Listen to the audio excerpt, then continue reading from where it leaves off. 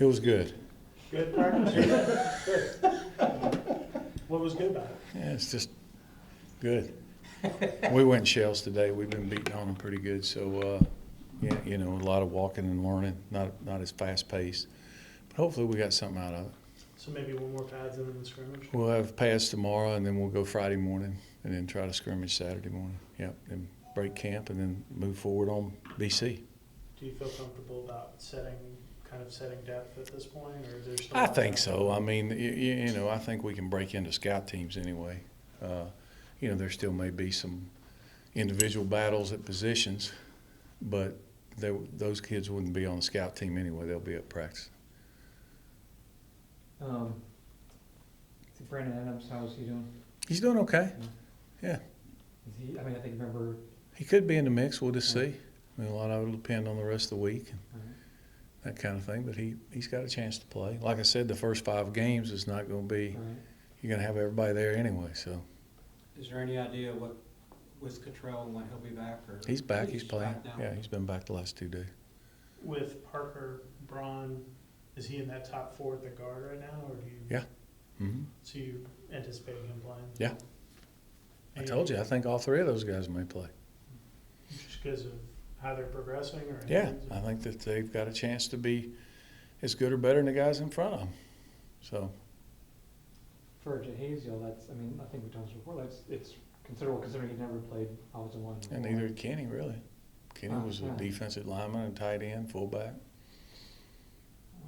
For that, I mean, you don't anticipate necessarily that happening. Playing football's football. I mean, if you're a pretty good player, you can play a couple positions, really. You know, other than quarterback, I don't know. And if you look, those guys, last year our 2 starting safeties were quarterbacks. All right. So they knew with the backups. A.J. Gray was a quarterback. Right. With Matthew and Taquan, how's? Yeah, it's still going. They're still battling. Would you do anything in particular in the scrimmage Saturday to try? No, they'll both play with the way, you know, they both got to play with the ones last week. So we'll try to get them some reps and let it sort itself out. Going back to the offensive line, do you think it's helped to have Coach West there? Yeah, I think it's really. I think it's good to have a couple of coaches because there's 5 guys and you get kind of instant feedback. It's easier for 2 to watch 5 than it is for 1 guy to try to watch 5 guys. It's hard. Do you feel like anyone separated themselves from the Eason and Andrew Marshall at the left tackle? No, I think that's the one position that's still probably up in the air. Imagine probably can go pretty far into.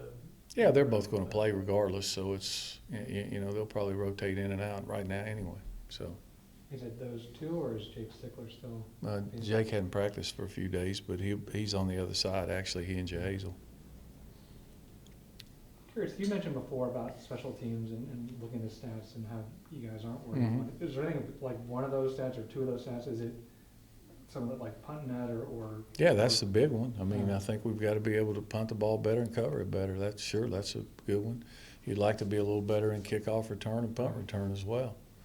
You know, we've kind of skewed the stats a little bit punt return wise, in that, you know, we had one long one for a touchdown and then the rest were not very good.